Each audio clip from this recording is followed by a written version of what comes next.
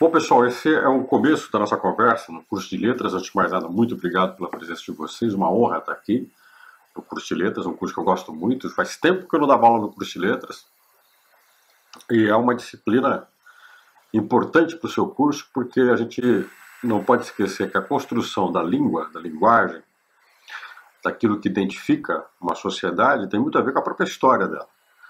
A linguagem, a língua portuguesa falada no Brasil, ela tem aspectos muito próprios da construção da própria linguagem, da forma de expressão da própria linguagem.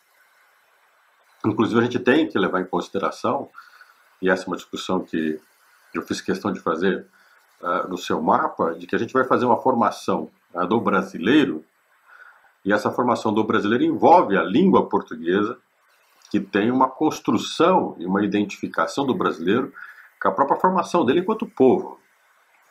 A gente vai discutir um pouquinho isso durante as nossas aulas. É interessante a gente entender isso. Acho que é fundamental que a gente compreenda como é que se dá a construção da linguagem, a construção da comunicação e de um elemento de identificação profundo na sociedade brasileira. Então é uma honra estar aqui com vocês. Me sinto muito honrado com essa disciplina. E hoje, na nossa primeira aula, o que a gente vai discutir com vocês é sobre a filosofia um pouco, né? O próprio histórico da filosofia, entender que a filosofia trabalha um conceito de homem e um papel na educação dentro de uma sociedade tem muito a ver com a construção de uma identidade humana, de uma percepção do ser humano. Como é que a gente compreende o ser humano? O que é o ser humano para nós? Isso tem tudo a ver com a filosofia. Quando a gente define o que é o ser homem, a gente está definindo também um olhar deste homem perante a natureza, perante o universo, que é uma coisa que importa muito para mim na discussão do que é a educação, do que a gente pretende com educar. Nós também estamos, de certa forma, nos posicionando em relação ao ser humano, né? O que é o ser humano? Qual a importância da educação para o ser humano? O que isso muda na vida de um ser humano? Então a gente tem que levar em consideração que a educação tem um aspecto, uma definição de ser homem, que a filosofia trabalha e conceitua muito bem. Então a discussão filosófica é fundamental na formação de um educador.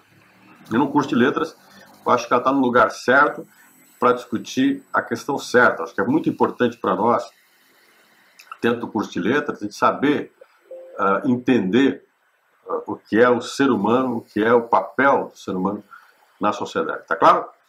E vamos fazer um pouquinho a nossa conversa hoje em relação ao que a gente está pretendendo na nossa disciplina de fundamentos históricos e filosóficos da educação.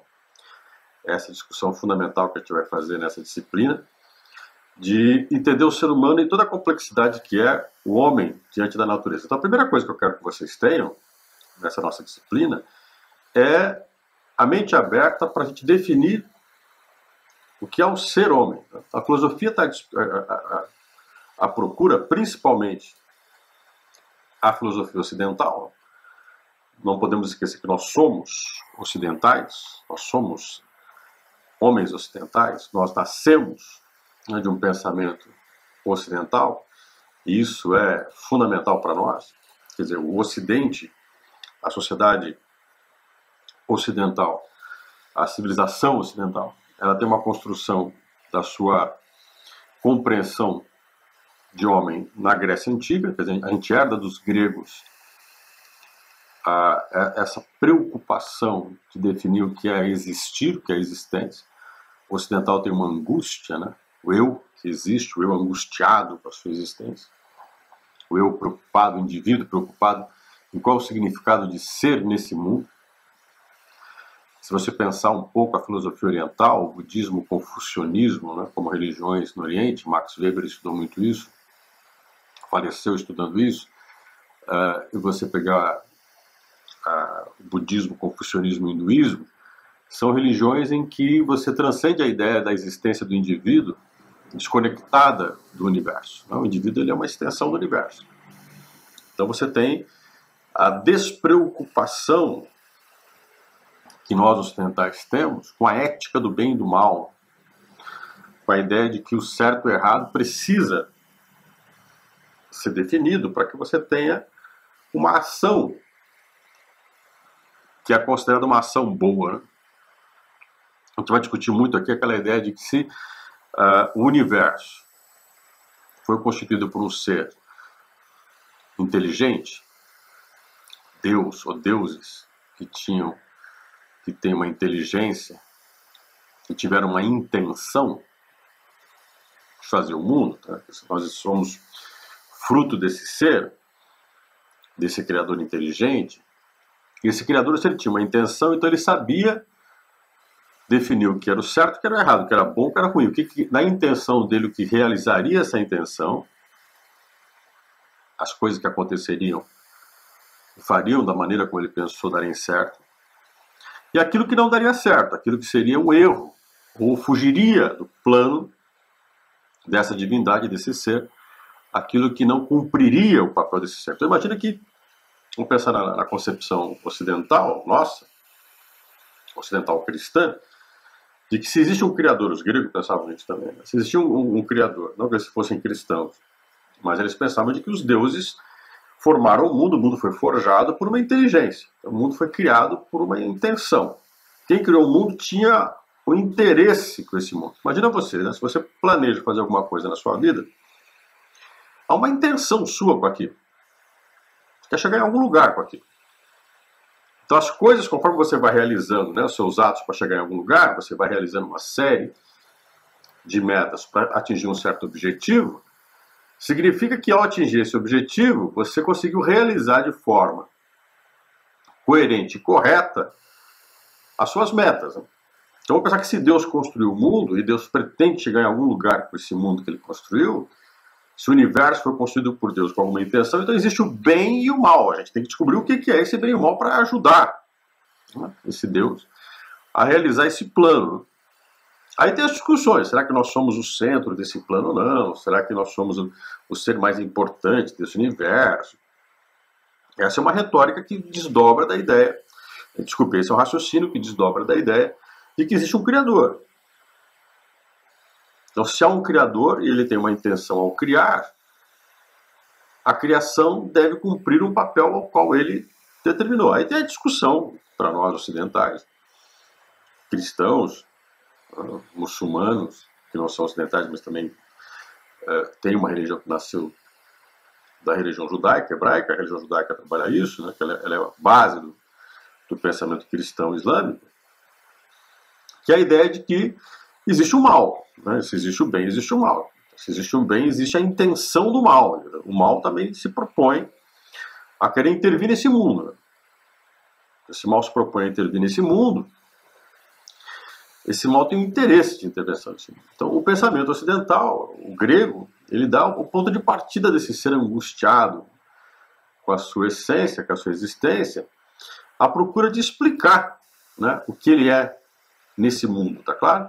Então esse ser ocidental ele está angustiado à procura de entender essa nossa angústia, o que nós somos. E aí é importante a gente entender também que esse indivíduo, esse ser que busca entender quem ele está à busca dele mesmo, né? Esse eu está à busca de si mesmo. Essa é a grande aventura da filosofia. Esse indivíduo que existe, esse ser que existe, e a discussão é, existimos depois da vida ou não, tivemos uma existência anterior a essa vida ou não, a vida se resume a esse momento que nós estamos, quer dizer, todas essas angústias vão desembocar na filosofia, porque eu tenho que compreender então qual é a natureza desse homem, quem é esse homem, o que ele faz, o que ele pretende, qual é a intenção desse homem no mundo. Se ele existe para quê? Então esse homem está à procura de descobrir a si mesmo no universo. Imagina que você é um órfão, que você está órfão nesse mundo, você está perdido nesse mundo e você quer procurar a sua origem, você quer procurar quem te criou. E o porquê que te criou. Você não aceita ser fruto do acaso.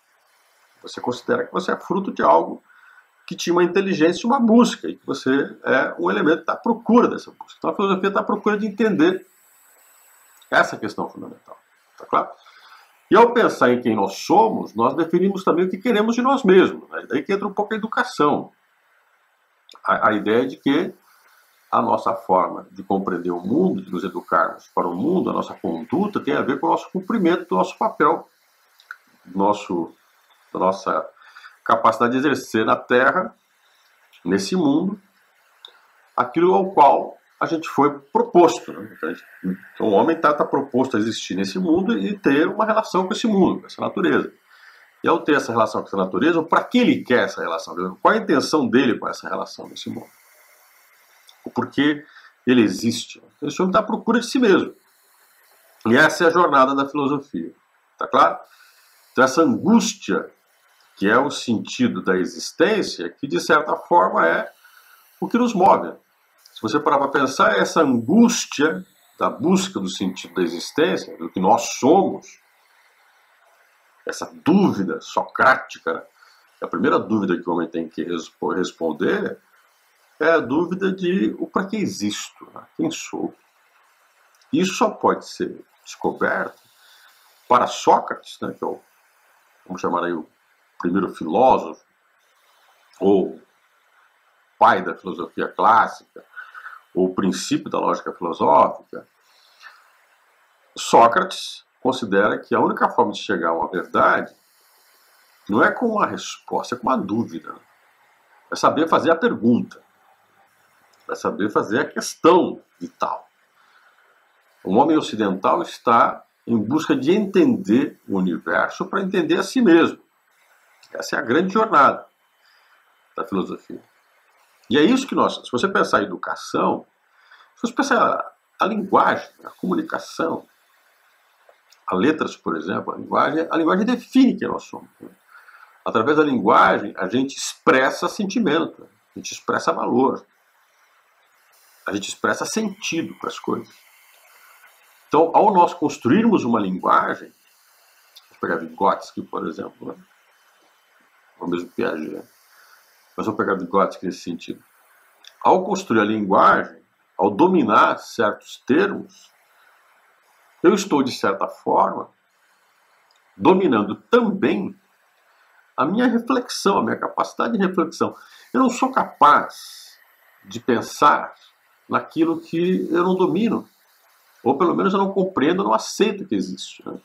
E a linguagem que define. Se eu penso num cavalo, se eu penso num cachorro, se eu penso no amanhã, se eu penso no meu filho, na minha filha, se eu penso na minha parceira, no meu parceiro, se eu penso no meu trabalho, se eu penso em algo, é porque eu sou capaz de definir o valor desse algo. E a linguagem que me permite isso. É a expressão e o sentido que a linguagem dá às coisas que me permite raciocinar as coisas. Então, veja que aquilo que vocês fazem na letras tem muito a ver com a filosofia.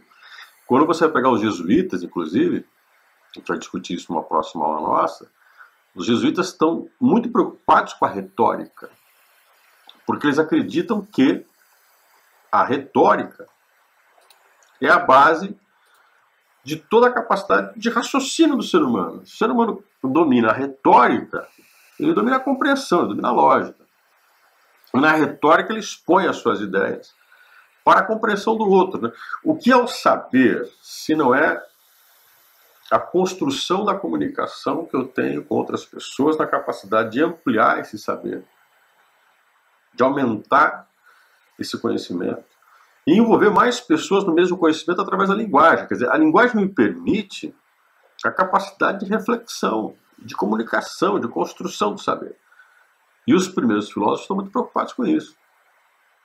Se você pegar, por exemplo, Aristóteles considerava crucial a forma como o homem define as coisas, seleciona as coisas.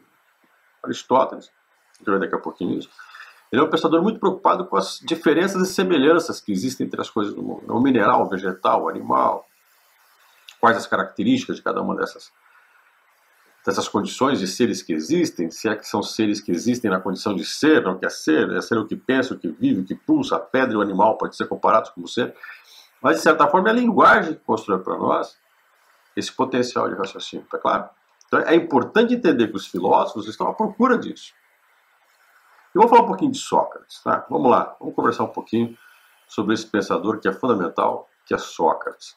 Sócrates considera que a dúvida, quando eu falo da dúvida, a questão, quer dizer, questionar, você tem que duvidar de tudo. Para Sócrates, não pode deixar passar nada, a gente tem que duvidar de tudo.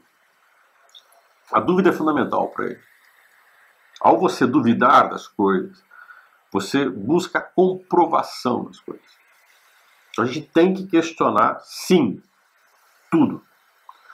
O acreditar em algo é a partir da dúvida sobre esse algo. Então a verdade, ela é extraída para Sócrates, Platão também vai acreditar nisso, é extraída de dentro de nós. De onde que eu tiro o conhecimento? Eu tiro de dentro de mim. Por isso que Sócrates considerava a busca pelo conhecimento um parto, né? Ele chamava de parto das ideias, maiêutica. É essa coisa angustiante de você buscar uma resposta a partir da dúvida. Porque a gente está atrás, ultimamente a gente está atrás de certezas. O ser humano na atualidade, ele vive a busca de alguém que responda todos os seus problemas. Enquanto que Sócrates considera que quem está à procura de uma resposta está à procura de ser enganado. A gente tem que estar à procura de uma questão. A melhor forma de conhecer o mundo não é partindo de uma solução, mas de uma dúvida. Então a primeira descoberta que o ser humano tem que fazer para Sócrates, nessa busca, nessa angústia, nessa dúvida, é a procura de si mesmo. Quer dizer, a primeira pessoa conhece a ti mesmo antes de conhecer o mundo. A gente é cheio de apontar o dedo para os outros, né? A gente é cheio de julgar os outros, definir a vida dos outros. Tem gente que tem uma capacidade de dar mau conselho na vida alheia que é incrível. Sócrates vai te dizer o seguinte: ó, antes de você apontar o dedo para os outros, aponta o dedo para você mesmo, vai procurar se conhecer, vai se questionar. Será que você não faz a mesma coisa que você condena no outro?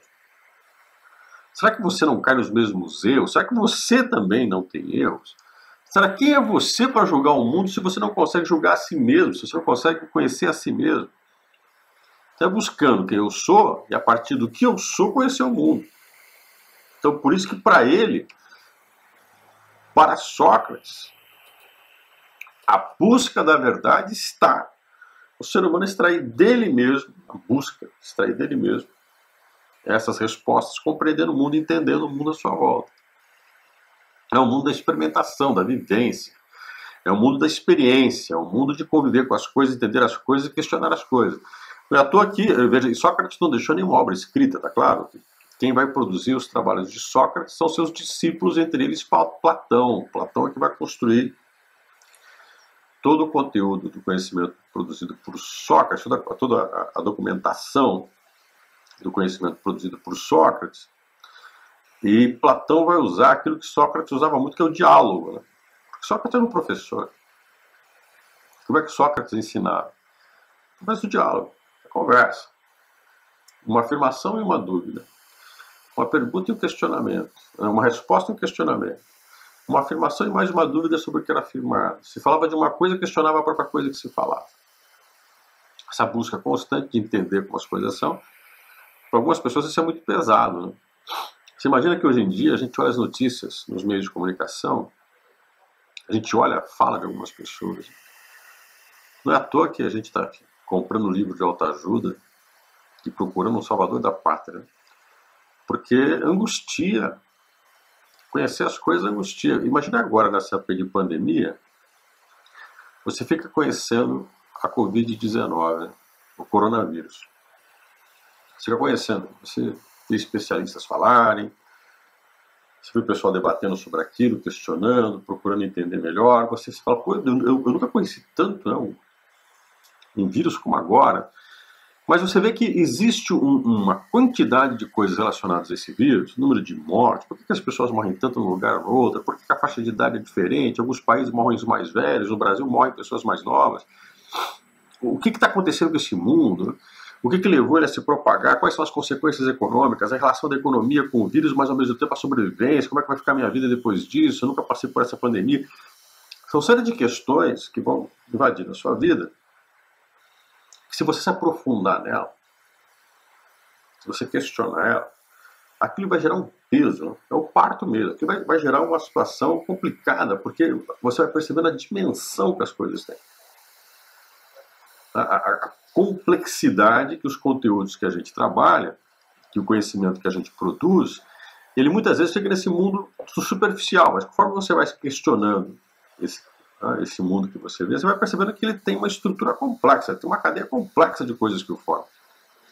Isso angustia muito. Algumas pessoas têm um peso tão grande que é difícil carregar. É difícil suportar. Por isso que o Sócrates fala que a busca do conhecimento não é para qualquer um. Mais do que nunca a gente está vendo isso hoje. As pessoas preferem ter uma fé cega na aparência, uma coisa fácil de se explicar. A gente adora uma resposta simples. Porque a busca da verdade partindo da dúvida, como pregava Sócrates, ela angustia o ser humano. Ainda mais porque o ser humano tem que conhecer a si mesmo nesse mundo, e se esse mundo é complexo e a minha existência é complexa, suportar essa complexidade não é para qualquer um. E isso é fundamental para Sócrates, né? Sócrates acredita que não existe mundo passível de ser entendido se não houvesse a busca desse conhecimento por parte do homem, do ser, que é o único ser capaz de entender esse mundo à sua volta. Então, esse mundo que ele busca conhecer, que ele tem que conhecer, que ele precisa conhecer. E aí a gente tem que entender, e ainda falando um pouquinho sobre o questionamento de Sócrates, de que ele considera que nesse mundo que a gente está à procura de entender, nesse mundo que a gente está à procura de conhecer, existe um questionamento fundamental que é a busca da essência das coisas. A gente tem que buscar entender que universo é esse que se move à minha volta. Que inteligência é essa que construiu tudo e construiu a mim mesmo? Se é que eu faço parte dessa natureza, da mesma forma que a pedra, da mesma forma que o animal, da mesma forma que o mineral, da mesma forma que o vegetal. Quer dizer, eu e a planta, eu e o animal, eu e a pedra, a natureza, o ar, somos todos frutos do mesmo elemento. Quer dizer, há um elemento comum que move tudo isso, que de certa forma nasceu do mesmo lugar. Logo, essa inteligência, como nós comentamos, deve ter definido para cada um papel e uma função. Então existiria um bem e um mal, existiria o certo e o errado, e o homem deve buscar esse certo e errado. Por isso, conforme o homem vai entendendo a natureza, ele está à busca desse certo e desse errado. Quem vai desenvolver bastante isso é Platão. Platão, que é, inclusive, discípulo de Sócrates. Platão foi aluno de Sócrates. Platão é um homem preocupado com a criação de uma escola, de uma educação para a geração futura.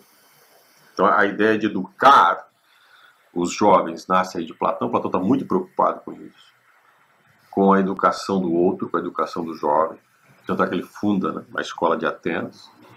Ele está à procura de consolidar todo o conhecimento produzido na Grécia, compilar esse conhecimento, sistematizar esse conhecimento, criar um conteúdo organizado para que ele possa ser passado para os jovens. Né? E Platão é um cara que acredita nesse universo que tem uma inteligência, tem leis próprias. Né? Para Platão, esse universo tem leis próprias. Nós estamos, como seres humanos, inseridos nessas leis. Nós estamos subordinados às leis da natureza. Para Platão, essas leis da natureza conduzem todas as coisas, conduzem a nós mesmos. O que a gente não sabe, a gente deve buscar. Aí, como Sócrates, né? De dentro de nós, a gente tem que tirar de dentro de nós, buscar o conhecimento, é entender que leis são essas. Porque para Platão, conforme eu vou conhecendo o universo, conforme eu vou entendendo o universo, conforme eu vou compreendendo o universo para Platão, eu vou me elevando socialmente. Quando eu falo socialmente, não é porque as pessoas vão te reconhecer, não é isso. Não é porque conforme você vai virando um filósofo, vai conhecendo melhor, você vai tendo um valor maior para a sociedade, vai sendo melhor recompensado. Quem dera, né? Os professores estão à procura, ou quem estuda, quem pesquisa, quem é cientista, está à procura de ser valorizado. E você sabe que na nossa sociedade não tem valor quase, ou é desprezado, ou às vezes tem muito pouco valor o professor ou o educador. Então, para Platão isso é um erro. Né? Ele considera que numa sociedade séria, numa sociedade que considera o conhecimento e o saber sério, o cientista, o filósofo, o detentor do conhecimento,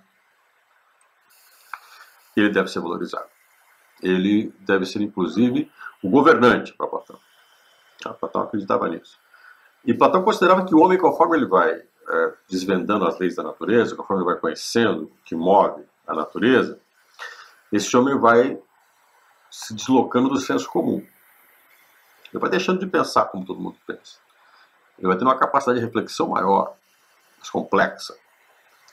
E se elevando, ele fica mais difícil de ser entendido. Uma coisa legal, tem o mito da caverna de Platão que é fundamental, quer dizer, aquele homem que se livra das amarras quando observava a parede da caverna, né, onde refletiam as sombras. Pessoas que ele considera que as pessoas do senso comum, o mito da caverna é isso, né, que as pessoas no senso comum são pessoas amarradas dentro de uma caverna, olhando para a parede da caverna e enxergando as sombras que se refletem na parede da caverna. Então essas pessoas estão vivendo no mundo das sombras, no mundo da aparência. Que é o que a gente vive hoje em dia. Para Platão, a maior parte das pessoas vive no mundo da aparência. As pessoas não conhecem a verdade. As pessoas vivem de senso comum, conhecimento precário sobre as coisas. Mas conforme um homem se livra dessas amarras e consegue ir para a porta da caverna, enxergar a luz e entender o que se move lá fora, que objetos são aqueles que o sol bate e refletem sombras na parede da caverna, essas sombras que às vezes metem medo nas pessoas, esse cara, ele descobriu o conhecimento, o saber. Ele descobriu a capacidade de entender o sentido das coisas, a essência das coisas. A essência das coisas é o sol, né? O sol que bate, né, nos objetos e reflete para as pessoas essa aparência que a gente vê, mas que no fundo não é a verdade. Então, para Platão, o papel do filósofo é fazer isso. Esse homem que se livra das amarras da caverna faz, que é ir para a porta da caverna e enxergar a luz, enxergar o conhecimento, a sabedoria, entender as leis da natureza e entender como é que essas leis criam essa aparência que a gente está vivendo. Só que conforme esse homem descobre isso, não adianta ele voltar lá e querer contar para as pessoas que estão olhando para a parede da caverna e vendo as sombras, o que realmente existe por trás daquilo. Está por trás daquela sombra. As pessoas não vão acreditar, vão chamar de louco. Então, por isso que conforme o conhecimento da sabedoria se eleva, vai crescendo a sabedoria, há um distanciamento do senso comum. Isso é nítido hoje. A gente está vendo uma sociedade em que se valoriza muito pouco, né, ou pelo menos as pessoas têm uma dificuldade incrível de entender o conhecimento e entender o saber. Né? E discípulo de Platão foi Aristóteles. Né? Aristóteles foi discípulo de Platão. Ele considerava que o ser humano está no centro do conhecimento, do saber. Né? Ele, diferente de Platão, considera que se existe uma lei natural, é o homem que vai desvendar essa lei, de que o conhecimento é aquilo que o homem produziu e não aquilo que existe além do homem. Para Platão, a verdade é uma busca. Para Aristóteles, a busca é o que o homem tem e sabe. A medida de todas as coisas é o próprio ser humano, o próprio homem, para Aristóteles. Para Platão, o universo é uma medida que o homem tem que alcançar. Para Aristóteles, o homem é a medida do que ele produz. Então, os dois, né? Aristóteles foi discípulo de Platão. A divergência de Aristóteles com seu mestre é isso. Ele acreditava, Aristóteles, de que o conhecimento do homem é fruto da sua especulação, da sua experiência, da sua maturidade, da sua vivência. E se esse homem utilizar essa vivência, essa experiência, para a compreensão do que as coisas são, porque ele considera, Aristóteles, que no mundo existem coisas que têm funções diferentes uma das outras. E o que está à nossa volta, através da nossa experimentação, o que às vezes Platão chamava de aparência, para Aristóteles essa aparência é o princípio do conhecimento. Quer dizer, o que eu tenho para entender o mundo? O que eu vejo nesse mundo? Então eu tenho que experimentar, tenho que questionar, mas eu tenho que buscar, através da minha experiência, entender o que as coisas são. Então, para Aristóteles, a medida mais importante do saber é o próprio ser humano. Se para Platão o homem era pequeno, iria crescer nessa busca de um conhecimento, que o homem era aquele que estava à procura de entender as coisas, para Platão o homem estava então jogado em leis universais, ele tinha que buscar essas leis para poder saber o que é a verdade. Para Aristóteles, O homem vai construindo essa verdade conforme ele vai aprofundando o seu conhecimento. Então Aristóteles valoriza mais o homem. O ser humano. É como se Aristóteles entendesse que o que para Platão é o limite do homem, para Aristóteles é a condição do homem. Então, agora, quando a gente fala assim para alguém, você é muito limitado, você não conhece as coisas como elas são. Aristóteles vai te falar o seguinte, as coisas são para cada um o que cada um vê das coisas que vê. A gente não costuma fazer algumas colocações assim, né? Isso é muito comum. Pô, lá no passado, se eu tivesse tido tal experiência, se eu tivesse, né, eu não faria tal decisão. Eu me arrependi muito de ter tomado certa decisão. Eu jamais deveria ter feito tal coisa no passado. Tem gente que vive olhando para o retrovisor. Isso é muito comum. Pessoas que ficam criticando o passado, questionando o passado. Isso é muito comum. O que Aristóteles vai te falar é o seguinte, olha, para de achar que lá atrás você deveria saber coisas que você só sabe hoje. Porque lá atrás você era uma pessoa lá atrás. Aquilo era o seu limite. Era o que você tinha. Diante do que você tinha, você fez o que fez. Ao ter vivido as coisas que viveu, ao ter as experiências que você teve, você repensou o que fez e disse, afirmou, não faria. Não faria por quê? Porque você fez. Então Aristóteles fala, aceita. O brincar, né? Aceita que dói menos, mas não é porque você aceita a condição que você está, não é isso. Né? Para Aristóteles, o homem muda, se transforma, cresce, amplia, melhora. Mas ele melhora por quê? Porque ele é capaz de admitir que o conhecimento, o saber, é uma construção. Que nunca está pronta, tá claro? Nunca está pronta. Nós vamos eternamente à busca desse conhecimento, à busca de entender esse conhecimento, de transformar essa realidade e de fazer dessa realidade cada vez mais uma complexidade. Né? Então, para Aristóteles, o homem tem que procurar se aperfeiçoar para melhorar a si mesmo, melhorar os outros. Um ponto que ele tinha em comum com Platão é que ele considerava que a educação era fundamental, que era importante educar. E um dado que eu queria, inclusive, fechar nossa conversa aqui, que é uma afirmação que eu acho muito bonita de Aristóteles, é de que na diferença entre as coisas há uma verdade tanto quanto nas semelhanças. Então, o que faz o mundo à nossa volta? O mundo à nossa volta é feito de semelhanças e diferenças. Mas as coisas se revelam mais, às vezes, na diferença do que na semelhança.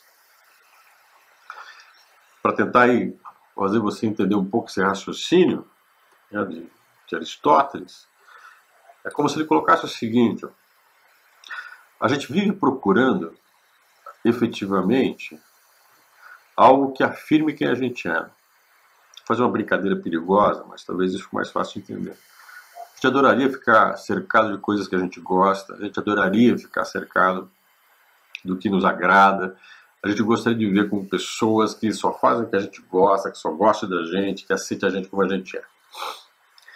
Que mundo é esse, né? Esse não seria o mundo da verdade, para Aristóteles. O mundo da verdade é o mundo contrário, das diferenças. Como é que você sabe o que você gosta? Experimentando o que você não gosta. O que fez você saber de quem você gosta? Convivendo com gente que você não gosta. Quem fez saber, o que faz você saber quem você é convivendo com gente que não é como você é. Convivendo com as diferenças. Então, o saber, o conhecimento para Aristóteles não é só a busca da semelhança, de agrupar as coisas, mas também de separar as coisas. O que é meu, o que é do outro, o que é tal coisa, né? O claro do escuro, o dia e a noite, o vegetal do animal, o mineral, o líquido, o gasoso, o sólido, porque essas diferenças que definem a função do que as coisas são e a medida do que elas são. Tá claro? Quero fechar aqui por quê? Porque a gente está numa sociedade em que a gente deve respeitar a diversidade. Como é importante que as pessoas sejam diferentes. Como é importante que as pessoas tenham visões diferentes, perspectivas diferentes, acreditem em coisas diferentes. Como é importante. Isso nos dá a medida do que nós somos. Então a gente não pode jamais acreditar de que a semelhança constrói a verdade. Quem busca reafirmar suas ideias na tentativa de encontrar quem acredite nelas, está cada vez mais mergulhando numa mentira. Nós só podemos saber quem nós somos na medida em que a gente encontra o que nós não somos, o que não efetivamente explica quem a gente é na busca do que a gente realmente é. Então, aceite a divergência, aceite a diversidade, respeite a diferença. E entenda de uma vez por todas, você só existe.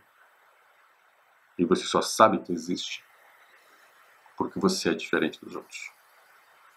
Tá claro? Grande abraço e a gente se fala na próxima aula. Daqui a pouquinho a gente tem aí um Tira Dúvidas. Participe lá da live, a gente conversa mais. EAD, Unicentro, do meu jeito, no meu tempo, em qualquer lugar.